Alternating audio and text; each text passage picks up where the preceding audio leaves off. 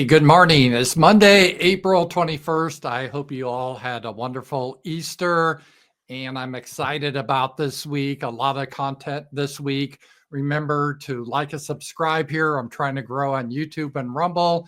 And every Monday through Thursday, I have the Ramsey Paul Show at 11 a.m. Check it out. It's a lot of fun.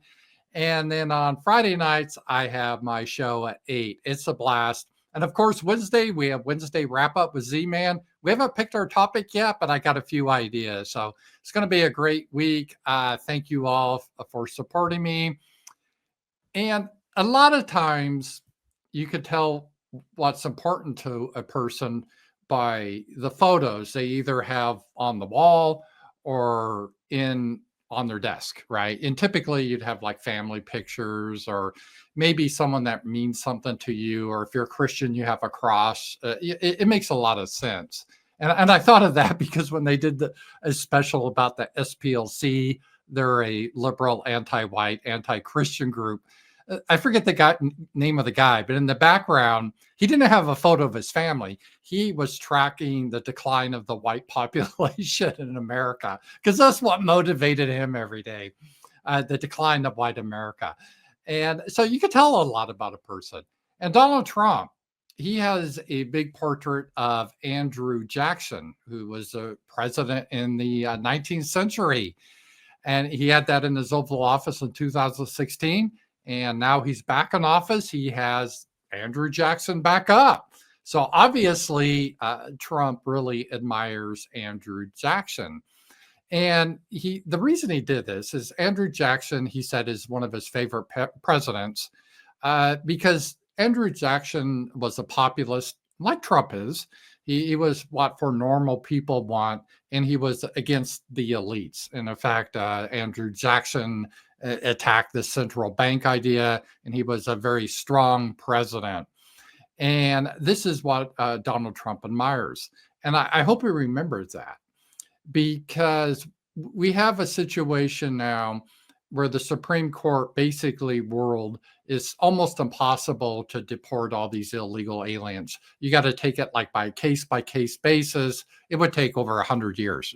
So we just can't do it. So it's a really crazy situation. So someone like Biden, and I know Biden was senile, but the woke Democrats around him, they brought in millions of people, again, to try to enact the SPLC's vision. We are no longer a majority white nation. That's the goal.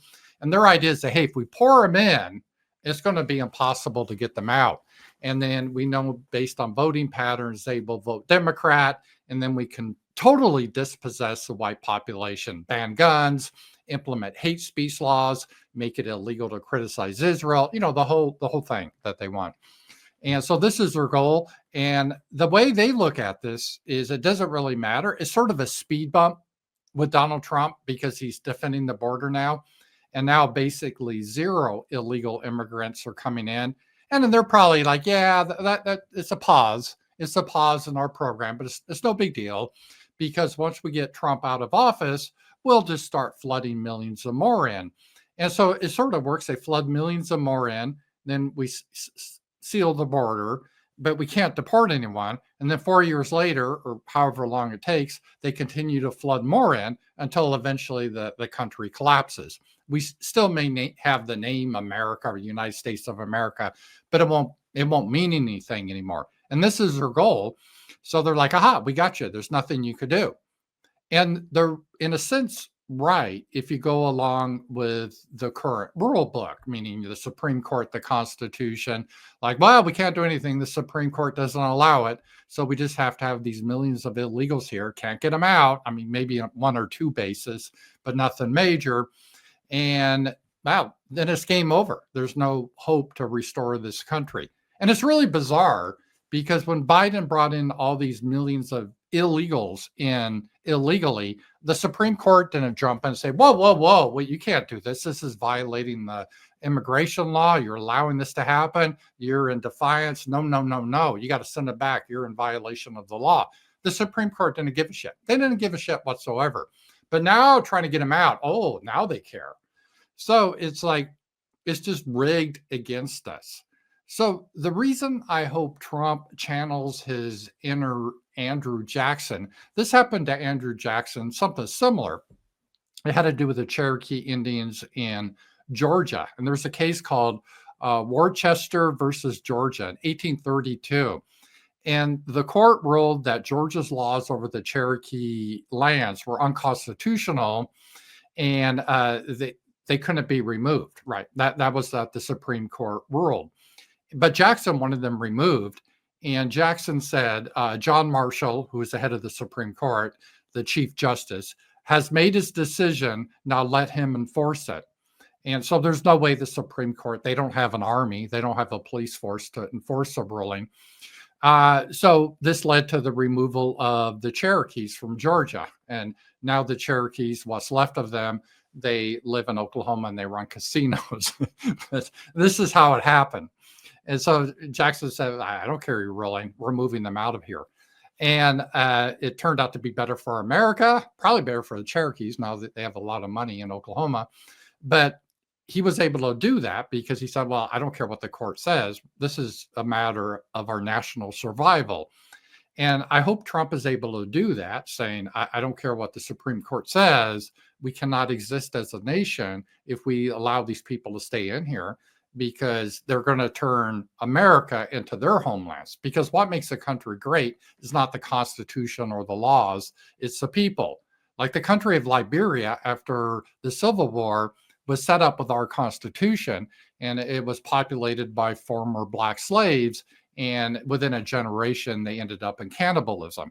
People make the difference, much more so than the laws. And I'm not anti the Constitution, but the way I look at things about principles versus how I live, I don't want any form of government or anything that gets in the way of removing these people that don't belong here, because they're lowering my standard of living.